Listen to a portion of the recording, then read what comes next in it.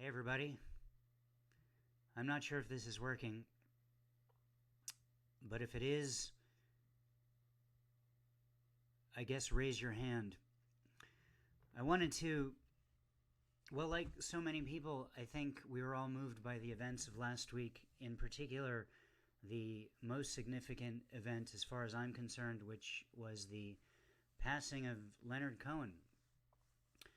And I was talking with my friend Donnie Mossing at a service on Friday night, a Shabbat service, and he indicated that he's pretty sure that Leonard did this on purpose at this time, saw the results of the election, and just kind of said, "This is my final act. This is it. Thank you. I'm out." So I wrote this poem for Leonard Cohen about 2 years ago on the occasion of his 80th birthday. I was asked to write it by Susan Hayden for a tribute to Leonard Cohen, a birthday tribute to him at the Library Girl reading series here in Southern California. So I'm going to read it for you. Here we go. It's called You're Our Man, a recent poem. When I first came to you, Leonard Cohen, must have been 1986, decades after a million people were already in love with you. It was like everybody knew. I was sitting in a trailer on Arcadia Avenue in the San Gabriel Valley. My friend, the one who knows, would fill my ears with all the things he knew I should know. He gave me Jane's Addiction. He gave me Harold and Maude. He gave me Blue Velvet, Bauhaus, the correct positions to put my fingers on frets, which led immediately to calluses and later to the way I made a living. And he gave me you.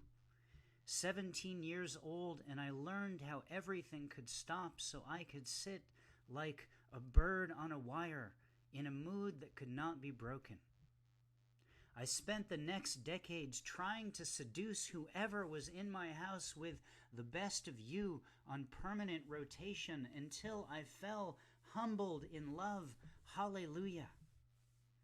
For God's sakes, Leonard, you're from Canada.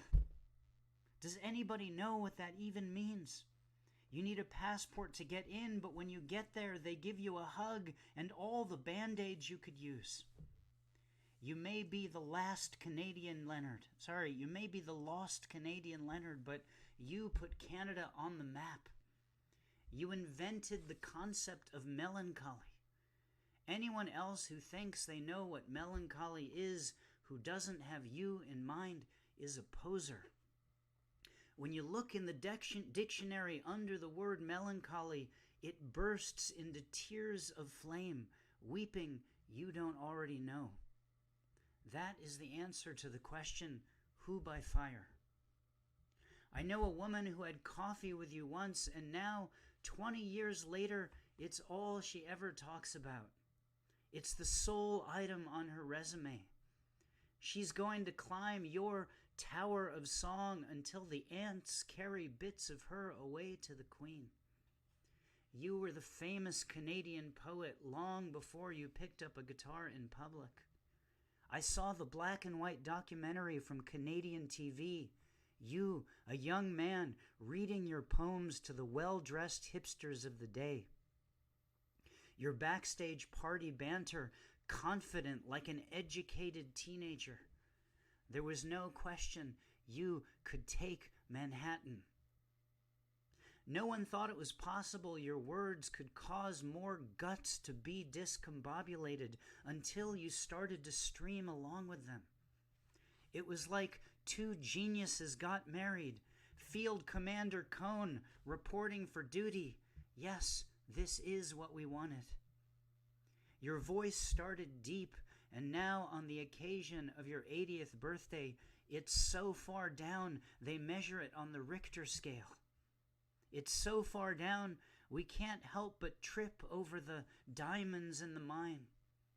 May we hear it until we go no more a roving, until the ants take us too. You make us forget the difference between poetry and music.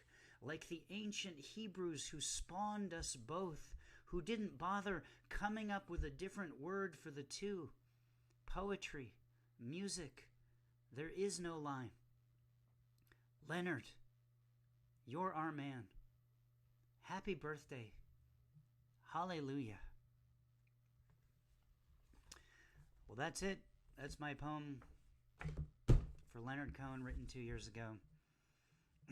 Missed the guy, but he sure gave us 60 plus years of stuff that we can listen to forever. So thank you, Leonard Cohen, and have a lovely rest of your day, everyone.